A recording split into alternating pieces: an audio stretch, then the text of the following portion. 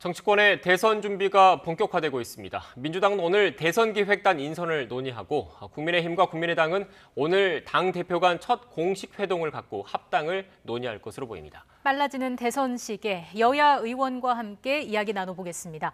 전재수 더불어민주당 의원, 조혜진 국민의힘 의원 나오셨습니다. 어서 오십시오. 네, 안녕하세요. 안녕하세요. 먼저 전 의원님, 오늘 비공개 최고위원회가 오후에 열리는 거죠? 그렇게 알고 있습니다. 네. 지금 이 자리에서 지금 대선 기획단 인선까지 논의가 되는 겁니까? 아마 오늘 결론을 내릴지 안 내릴지는 모르겠지만 논의는 하고 있는 것으로 알고 있습니다. 네, 지금 일각에서는 지금 이준석 대표 체제가 국민의힘에 들어서면서 뭔가 새로운 세대 교체 바람을 좀 불어넣어야 된다. 그래서 이 대선 기획단 단장 역할을 뭔가 상징성 있는 인물로 내세울 것이다. 이런 관측도 꾸준히 나오고 있더라고요. 그러니까 이준석 대표를 통해서 이제 표출이 된 국민들의 바람, 이것들은 민주당에서 잘 파악을 해서 반영을 해야 되겠지만, 그렇다고 해서 어느 날 갑자기 나타난 이준석 돌풍에 그냥 뭐 세상이 난리가 난 것처럼 그렇게 조급하고 또 적자적이고 적극적으로 대처는 할 수는 없는 것입니다. 오히려 이것이 하나의 바람으로 끝나지 않고 여의도 정치 관행을 깨는 그런 새로운 정치를 이제 만드는 그 출발점으로 삼는다면 좀 차분하게 대응할 필요가 있다는 측면에서 단순히 이준석 돌풍에 저희들이 뭐 맞대응하거나 거기에 맞는 그런 인선을 한다거나 그렇게 이제 급조한 형태로 이루어질 가능성은 없다.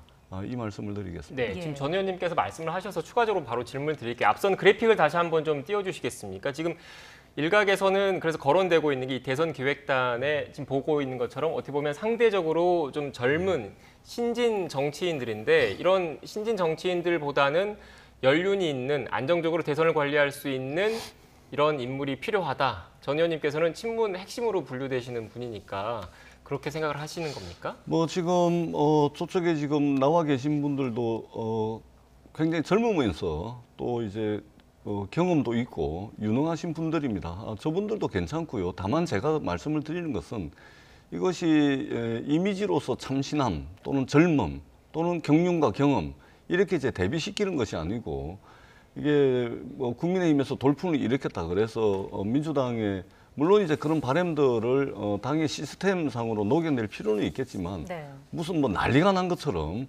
이렇게 대응하지는 않겠다라는 말씀을 드리겠습니다. 네, 네. 연장선상에서 조 의원님께 잠시 양해를 구하고요. 조 의원님께 질문 하나만 더 드리겠습니다.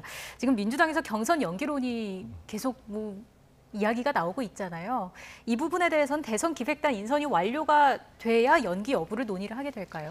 그렇습니다. 대개의 경우에 대선 기획단에서는 그 당면한 선거의 A부터 Z까지를 전부 다 합니다. 경선의 시기, 경선의 방법, 그다음에 구체적인 룰은 어떻게 할 것인지, 이것에 대해서 전반적으로 다 논의를 하는데, 이번 대선 기획단은 지도부가 과연 얼마만큼의 역할과 권한을 줄 것인가, 이 부분에 대해서 조금 이제 뭐 변화는 있을 수는 있겠습니다만, 큰 틀에서 보자면은 대선 기획단 내에서 대선과 관련된 모든 전략 논의부터 시작해서 아주 구체적인 실무적 논의까지 다 하신다고 보면 될 것이고, 그리고 이번에 대선 기획단도 아마 그런 차원에서 구성이 되리라고 보고 있습니다. 네, 조 의원님께 충분히 답변 기회를 드리겠습니다. 주제가 이쪽이어가지고 일단 지금 민주당 제가 당원을 보니까 물론 상당한 사유가 있을 때는 경선 일정을 조율할 수 있다는 단서 조항이 있긴 하지만, 원칙적으로는 대선 전 180일이니까 9월 중에는 후보를 선출을 해야 되는 거지 않습니까? 그런데 의원님께서는 전에도 말씀하시긴 했는데 이 9월의 이 시간표를 뒤로 더 늦춰야 된다. 아직도 그 입장이신 건가요? 이 문제는 원칙을 훼손하는 것이 아닙니다. 당헌 22조인데요.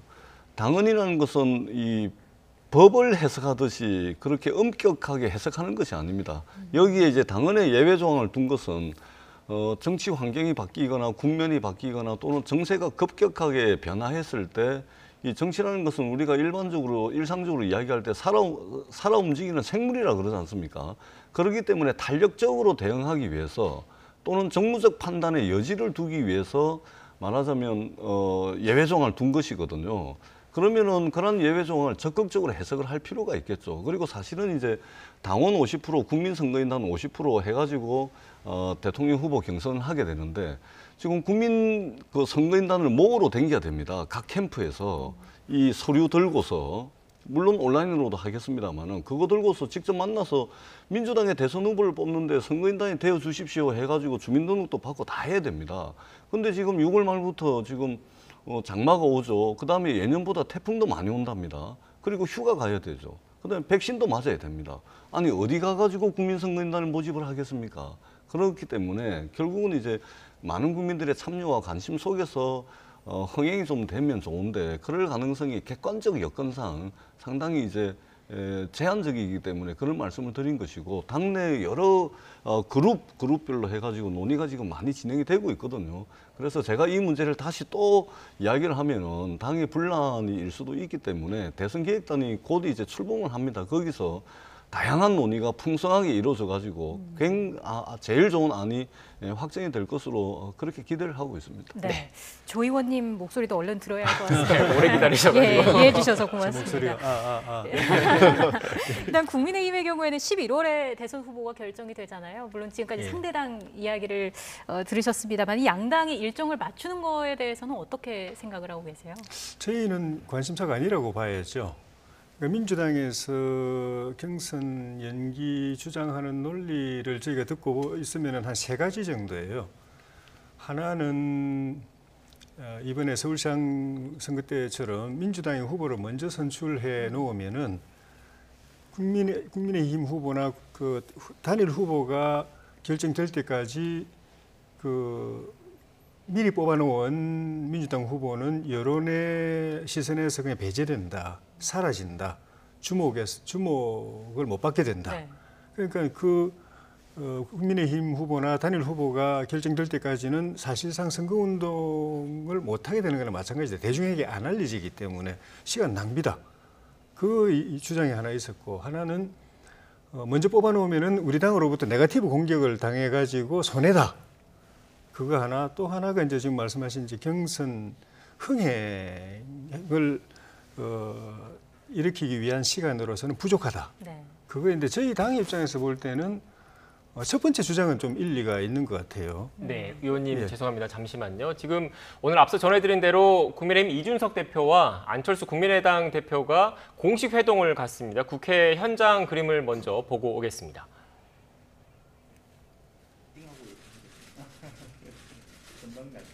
예, 예, 예. 인사드립니다. 비서실장입니다. 네, 네, 예. 네, 안녕하십니까. 네, 지금 보시는 것처럼 국민의힘 이준석 대표와 국민의당 안철수 대표가 당 대표 자격으로 처음 회동합니다. 예방 차원에서 국민의힘 이준석 대표가 안 대표를 지금 찾아갔고요. 지금 오늘 이 자리에서는 아무래도 국민의힘과 국민의당과의 합당 문제 등이 거론되지 않을까라는 지금 예상도 지금 나오고 있는데 지금 두 대표의 발언이 시작되는 대로 직접 현장 오디오를 들어보겠습니다. 지금 현재 첫 회동을 갖고 지금 손을 맞잡고 사진을 찍는 장면을 지금 확인하실 수 있습니다. 네, 이준석 신임 국민의힘 대표가 취임한 이후 공식적으로는 처음으로 안철수 국민의당 대표를 만나고 있는 겁니다. 아무래도 오늘 이 자리에서 양당의 합당 문제가 논의되지 않을까라는 전망이 많이 나왔고요. 현재 국민의힘과 국민의당은 합당 실무 협상단을 준비하고 있는 것으로 알려져 있는데 문제는 당을 합치는 방식을 두고는 여전히 이견이 있다는 점입니다. 네, 앞서 이준석 대표는 오늘 오전 기자들을 만나서 안 대표를 만나면 합당 선언을 제안할 거다 이렇게 밝힌 것으로 알려졌습니다. 기싸움보다는 통합의 대의를 세우고 서로 내려놓는 자세가 필요하다고 말했습니다. 이 대표는 안 대표가 조건 없는 합당을 선언했던 그 정신을 유지하고 있다고 믿는다 이렇게 강조를 했고요. 특히 일각에서 제기되고 있는 합당 후 당명 변경 같은 내용은 전달받은 바가 없다고 선을 그었습니다. 앞서 국민의당 권은희 원내, 지금 안철수 대표가 발언할 것 같은데 현장 오디오 들어보겠습니다. 이준석 대표님의 당선을 정말 축하드립니다. 이 대표의 당선이 저는 정치의 변화를 바라는 국민의 생각이 반영된 그런 결과라고 생각합니다.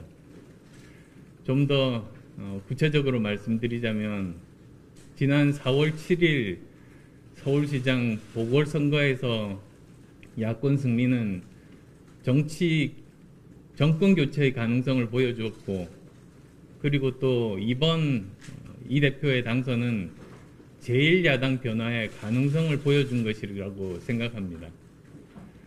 많은 야권 지지자분들이 제1야당이 변해야 정권 교체가 가능하다고 판단하신 것 아니겠습니까? 이제부터가 저는 시작이라고 생각합니다. 이러한 국민들의 바램을 제대로 담아서 제1야당 그리고 더 넓은 범야권이 혁신을 하고 그리고 정권 교체라는 결과를 보여줄 책임이 우리 모두에게 주어졌다고 저는 그렇게 생각합니다. 아마도 그런 일을 이루기 위한 가장 중요한 일 중에 하나가 두 당 간의 통합 논의 아니겠습니까? 저는 일찍이 원칙 있는 통합에 대해서 주호영 전 대표 권한 대행께도 말씀드렸고, 그리고 또 여러 언론을 통해서 그 세부적인 내용들도 다 나온 바가 있습니다. 그래서 거기에 대해서 함께 논의를 시작하는 그런 계기가 됐으면 좋겠다는 생각을 합니다. 사실 저희가 두 달 전에 실무협의 대표를 뽑아놓고 기다리고 있었는데 국민의힘 내부 사정 때문에 지금까지 협의가 진행되지를 못했습니다. 그 당시에 비상대책위원 일부 몇 분이 반대를 하시고, 그리고 또 당대표 분들 중에서도 반대하시는 분들이 계시다 보니까 지금까지 기다렸습니다만, 저는 오늘 이 상견례를 시작으로 해서 조속하게 이런 실무 협의가 이루어질 수 있기를 바랍니다.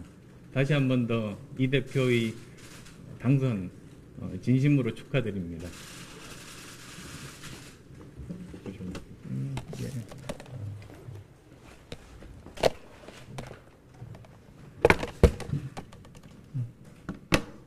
예, 저는 국민의당에 이렇게 와서 안 대표님의 예방하고 보면은 항상 저희가 예전에 같은 꿈을 꿨던 그 시절이 생각납니다.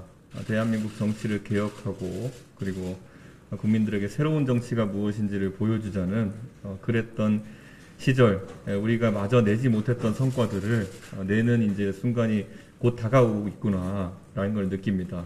안 대표님께서 항상 강조하셨던 것처럼 문재인 정부의 폭정에 가까운 독주를 막아세우기 위해서는 결국 국민들이 기대하고 있는 양당 간의 합당에 대해서 조기에 저희가 성과를 내는 것이 중요하다. 그래서 방금 실무 협상에 박차를 가하자는 취지의 안철수 대표의 말씀에 공감하고요.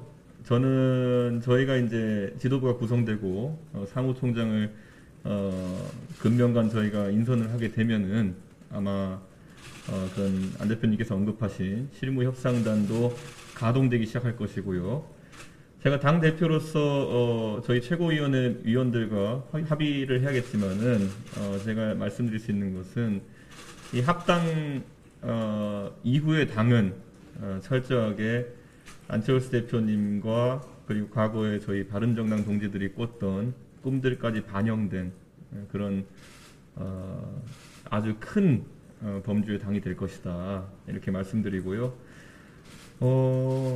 다만 우리 국민들께서 이 합당 과정을 또 불안한 눈빛으로 지켜보지 않게 또 그리고 또 전쟁 같은 합당이 되지 않도록 저희가 저와 안철수 대표님 간의 어떤 신뢰관계를 바탕으로 앞으로 이 합당 과정을 또 신속하게 마무리해서 국민들 앞에 같이 설 수 있었으면 좋겠습니다. 예.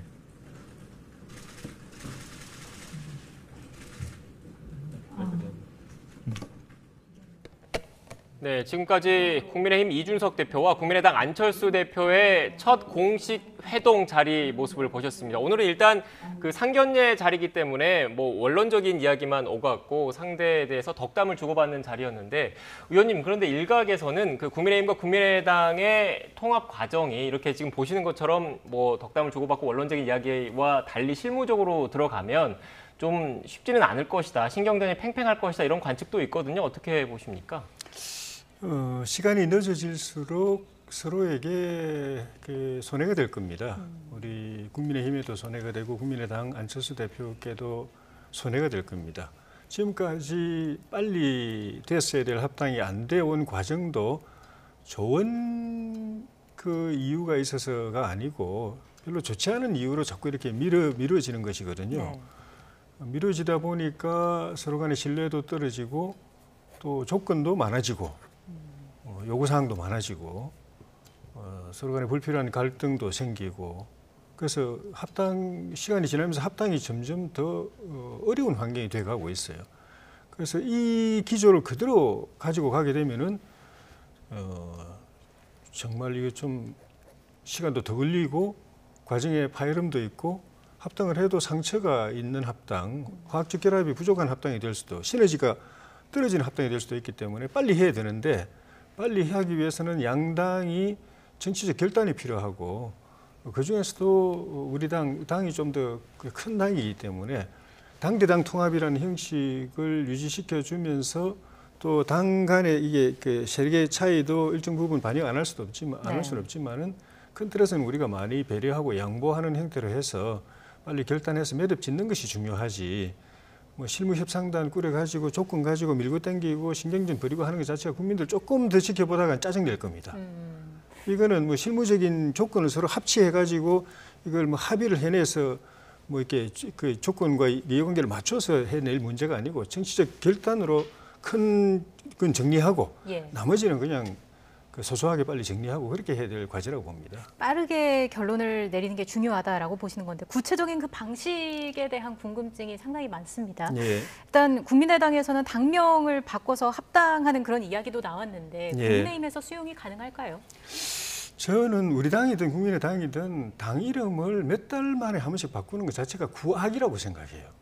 국민들도 이거는 그 별로 이렇게, 그것도 구악이고 구섭이고 타파해야 될 거고, 그래서 정 안 되면 뭐 국민의힘 당으로 하든지 국힘 당으로 하든지 뭐 하여튼 양당의 그런 이름의 정체성을 기본적으로 가져가는 쪽으로 해야지.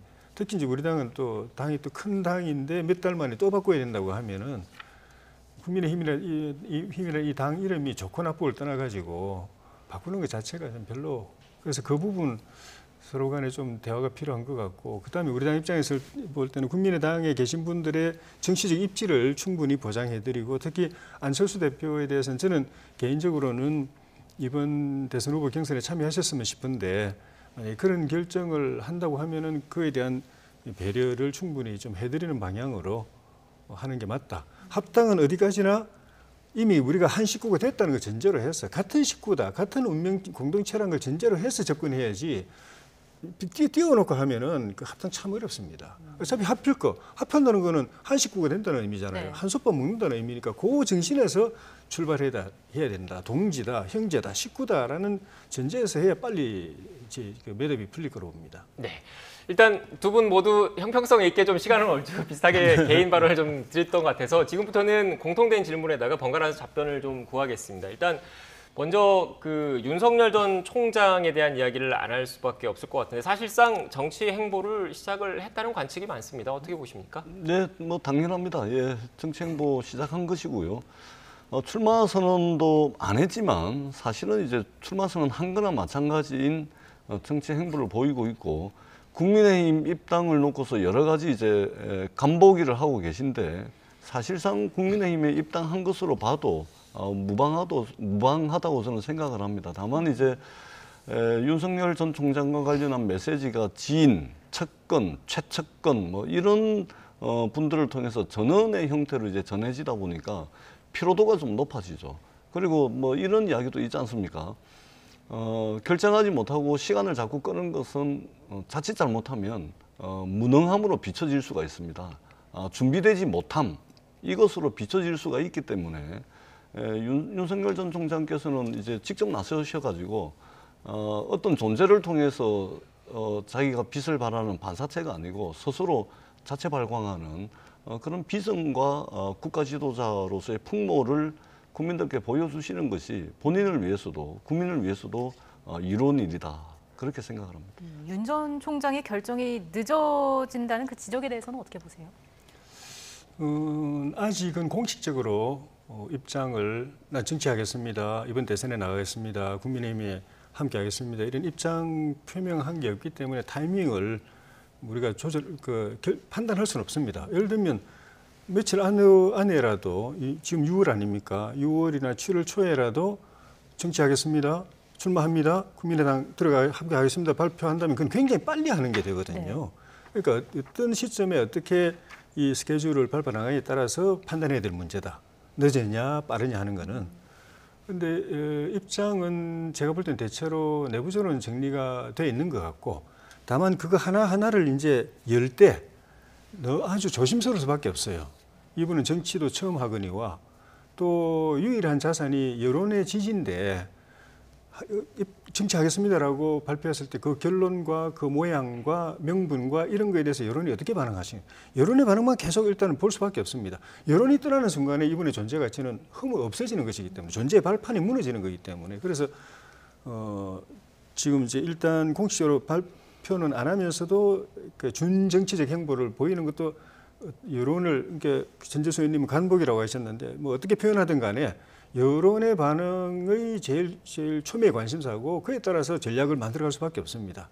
지금까지는 잘 해오셨는데 그래서 한 발 한 발 내딜 때마다 이 한 발짝에 여론이 호응하느냐, 동의하느냐, 같이 가주느냐 또는 더 여론의 지지가 정복하느냐 그 방향으로만 계속 스텝을 움직일 수밖에 없습니다. 그래서 그건 우리가 이해를 해줘야 되고 이분이 이런 정치적인 자산을 계속 유지하고 있을 때 우리 당도 같이 하는 의미가 있지 스텝 잘못 밟아가지고 이런 지지 실망해가지고 떠나버리면 우리 당으로서도 같이 할 이유가 그만큼 떨어지는 거니까 아까 안철수 국민의당 후보 국민의당에 대한 입장과 마찬가지로 우리하고 같이 할 분이라고 정권교체의 통지라고 생각한다면은 이분이 그 정치적 자산을 잘 보존하면서 또는 더 키워가면서 우리하고 같이 할 수 있도록 한 발 한 발 그 발을 디딜 때마다 우리가 기다려줄 필요도 있고 또 배려해줄 필요도 있고 그렇다고 생각해요. 네, 지금 윤석열 전 총장 측 대변인이 이미 뭐 입장을 내놨기 때문에 이번 달 말 아니면 다음 달 초에는 사실상 공식 정치 행보에 나설 것으로 선언을 할 것 같고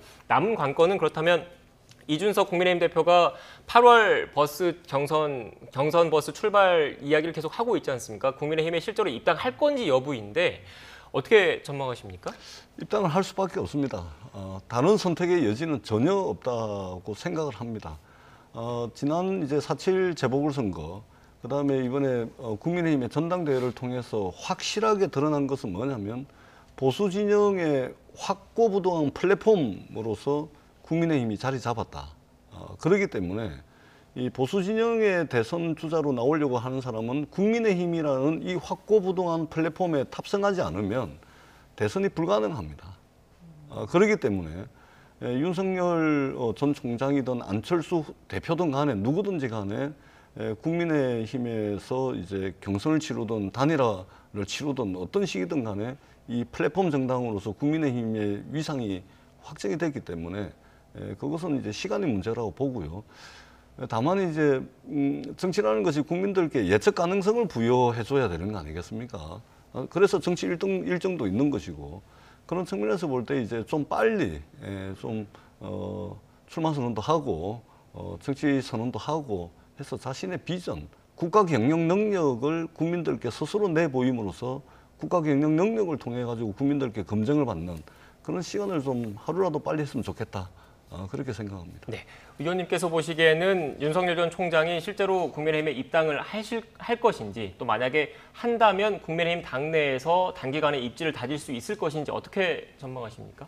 일단 국민의힘에 입당해서 당내 경선에 참여할 확률을 70~80%로 보고요. 그게 여의치 않아 가지고 국민의힘에서 후보 선출되면 2차 그 후보 단일화 경선에 참여할 확률은 한 20-30% 정도로 보고 근데 이분이 시간이 그렇게 여유가 있는 시간이 아닙니다. 정치 공식적으로 시작도 안 했는데 공식적으로 그 정치 선언하고 시작하고부터 대통령 선거 때까지가 그건 한 6, 7개월밖에 없어요.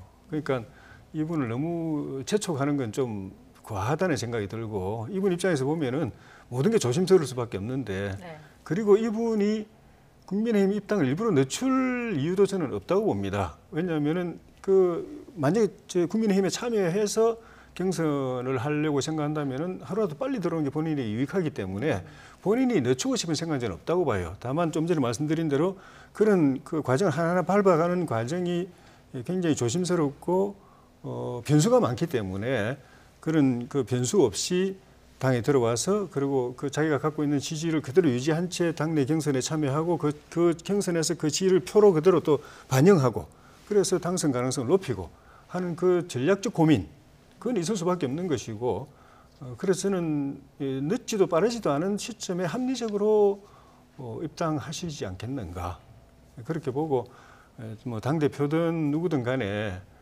대체로 아마 합리적으로 승치 스케줄이 진행될 건데 굳이 뭐 그렇게 압박을 해서 긴장 요인을 만들거든요. 그거는 국민의힘하고 국민의당하고 합당 문제도 괜히 그냥 서로 뭐 불필요한 말 주고받는 사이에 시간만 더 늘어나고 조금만 까다로워지고 더 그 합당 환경이 어려워진 것처럼 이분 또 다른 분도 마찬가지입니다.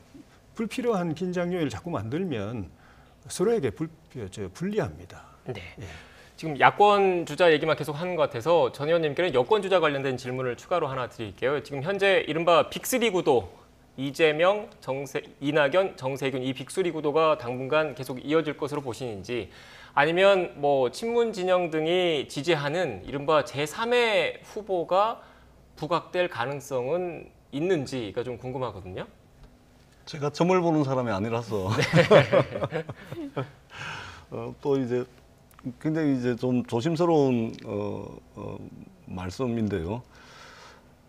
선거라는 것이 뭐 하루 상관으로도 변화가 있을 수가 있고 그렇기 때문에 지금은 어떻든 이재명 지사든 정세균 후보든 그 이낙연 후보든 이광재 후보든 누구든 간에 자신들의 말하자면 땅덩어리가 있는 겁니다. 자신들의 지지 세력이 있는 것이죠. 그래서 최대한 많은 이제 지지 세력을 이제 이끌고서 경선이라는 이제 한판 이제 이 경선을 붙는 거 아니겠습니까? 그래서 모든 후보들이 또 서로가 부족한 것을 다른 후보가 또 채우고 뭐 이런 과정들을 거치고 있기 때문에 그런 작용과 반작용의 연속선상에서 누구는 부상하고 누구는 또 좀 빠지고 이것은 충분히 뭐 있을 수 있다. 그렇게 생각을 하고 또 한국 정치가 되게 역동적이잖아요.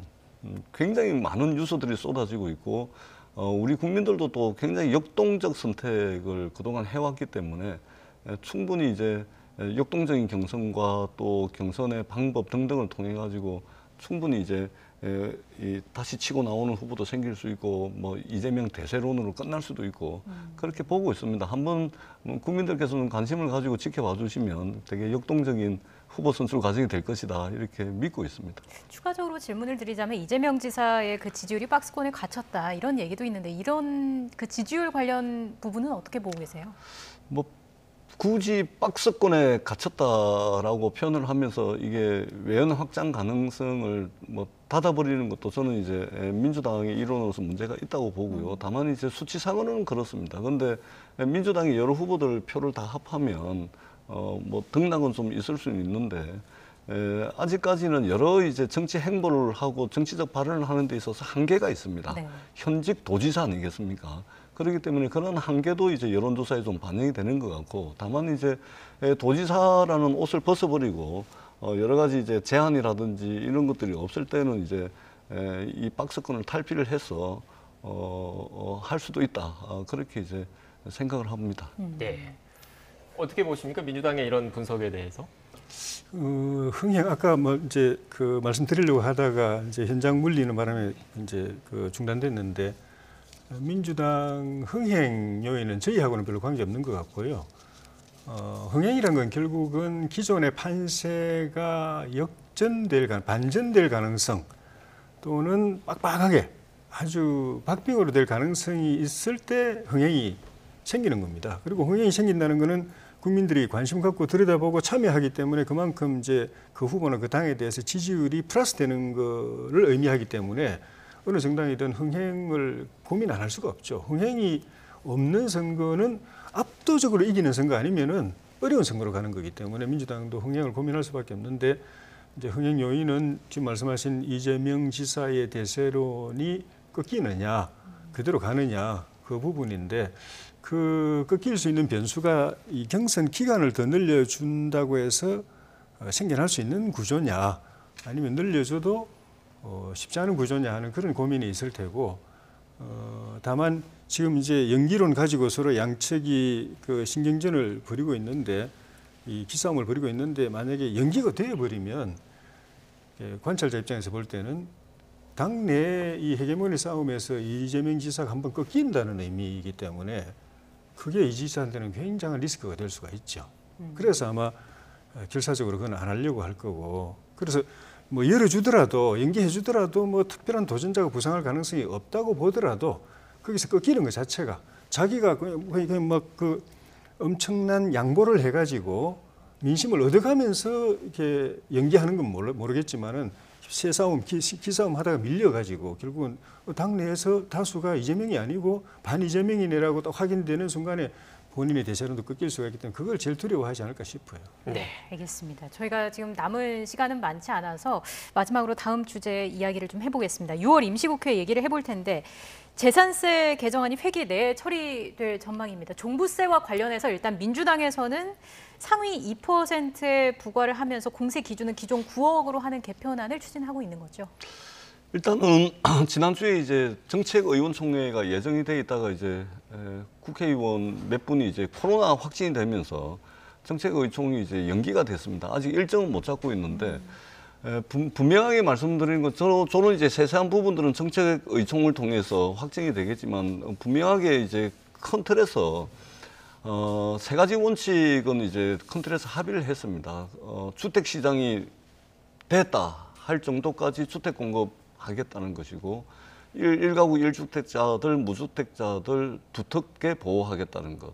그리고 투기 세력과 1가구 3주택자 이상의 투기 세력에 대해서는 지속적인 이제 규제를 가하겠다는 이 차원에서 세제 개편안도 잘 정리가 될 걸로 보고 있습니다. 다만 이제 종부세를 지금 이제 전체 종부세 부과 대상의 한 44%가 이제 1가구 1주택자라는 이런 문제점들 좀 있지 않습니까? 그래서 이 제도가 현실에서 어떤 이제 효과를 내고 있고 어떤 부작용을 내고 있는지 이런 부분들에 대해서 이제 정책위에서 아주 세심한 검토들을 하고 있거든요. 그래서 이러한 데이터들까지 같이 해서 아마 다음 주 정도쯤에 아마 정책의총이 열릴 것 같은데 그때 이제 저희들이 결정을 할 겁니다. 그래서 결정 못하고 자꾸 시간 끌지 않는 그런 차원에서 조만간에 결정될 것으로 그렇게 예상을 하고 있습니다. 네.